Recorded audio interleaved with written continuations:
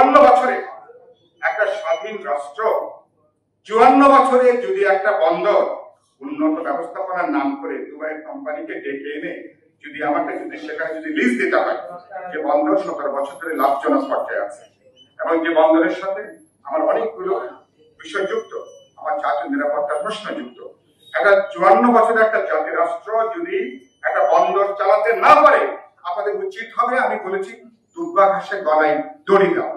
সুতরাং এটা কোনোভাবে আমরা জাতীয় সক্ষমতার প্রশ্ন, এটা সুতরাং কোন যুক্তিতে আমাদের বন্দরকে বিদেশি ব্যবস্থাপনার নামে দেওয়ার কোনো সুযোগ নেই।